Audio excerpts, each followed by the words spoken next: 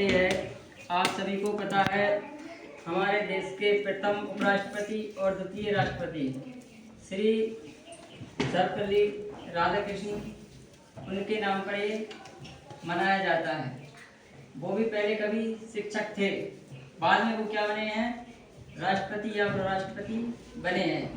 तो शिक्षक और शिष्य दोनों का संबंध एक सिक्के के पहलू की तरह होता है। जब तक दोनों पहलू अगर सिक्के में नहीं होंगे तो वो सिक्का नहीं कहलाएगा। इसी तरह जब तक शिष्य नहीं होगा तो वह शिक्षक नहीं कहलाएगा। आज हम अगर शिक्षक हैं तो उसमें दायित्व कौन का है, आपका है, क्योंकि आप हमारे शिष्य हैं। और हमारे देश का आधार अगर है तो सर्वप्रथम क्या है, एजुकेशन, शिक्षा है। अगर हमारी शिक्षा कमजोर रहेगी तो हमारा देश का विकास होना संभव नहीं है। शिक्षा ही सबसे महत्वपूर्ण है। अगर हम शिक्षक हैं और शिक्षा नहीं दे पा रहे, ये हमारा दुर्भाग्य है। और शिक्षक अगर अच्छी शिक्षा दे रहा है और शिष्य नहीं ले पा रहा है तो ये किसका दुर्भाग्य है, आपका है। क्योंकि शिक्षक एक नल की तरह होता है, वो हमेशा ज्ञान रूपी जल को प्रभावित करता है। और ये आपकी अंतर्मन की आत्मा की ग्रहण क्षमता है, आप उस जल को कितना ग्रहण कर रहे हो। जैसे किसी ने कहा कि किसी क्लास में 50 बच्चे हैं, 99 बच्चे पास हो गए, एक बच्चा फेल हुआ, तो उस बच्चे ने शिक्षक पर प्रश्न उठाया कि मुझे शिक्षक ने नहीं पढ़ाया, शिक्षक ने मुझसे बेईमानी की है। तो एक बच्चा बोला अगर शिक्षक बेईमानी करता तो फिर 49 बच्चे कैसे पास हो जाते। अब आप बताइए इसमें गलती किसकी है। ऐसे ही आप लोगों के साथ है, आप जैसा सोचोगे, आप जैसा व्यवहार करोगे, वो आपके कैरेक्टर चरित्र में आता रहेगा। इसलिए सभी से मेरा यही अनुरोध या आग्रह है कि आप शिक्षक की बात मानिएगा, उसका आदर करिएगा, क्योंकि जिसने शिक्षक का आदर किया है वो हमेशा ऊंचाइयों पे गया है।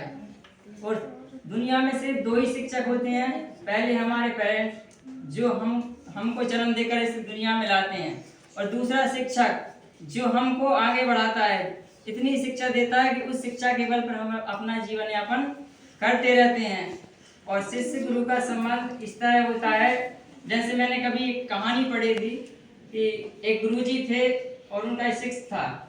बाकी शिष्य ऐसे थे जो उनकी बात कम मानते थे। एक शिष्य ऐसा था, तो एक रात को क्या हुआ कि खेत पर जाने को उससे बोला कि भाई, शिष्य से कहा कि आप खेत जाइएगा, वहां देख कर आएगा कहीं से पानी तो नहीं निकल रहा। जैसे हमारे यहाँ धान लगती है, पहले खेती हुआ करती थी, उस खेती में से पानी निकलता था। अगर पानी निकल जाता तो फसल ठीक नहीं होती।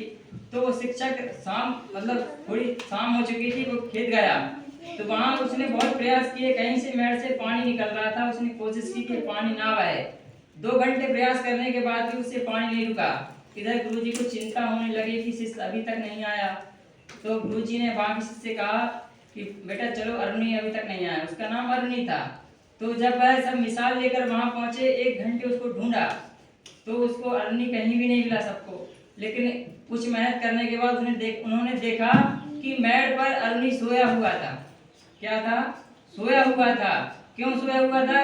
उसने पूरी मेहनत करने के बाद भी देखा कि पानी नहीं रुक रहा। उसे लगा कि गुरुजी मुझे अच्छा मानते हैं, मुझे अच्छा समझते हैं, अगर ये पानी बह गया तो गुरुजी को दुख होगा।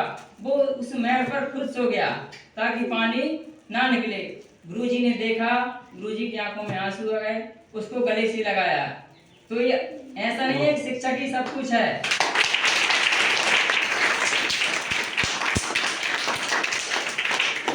तो इसी तरह आपको भी इतनी मेहनत करना है कि कल आपको जब हम देखें तो हमको भी लगे कि हाँ, ये हमारी मेहनत का फल है। जय हिंद, जय भारत।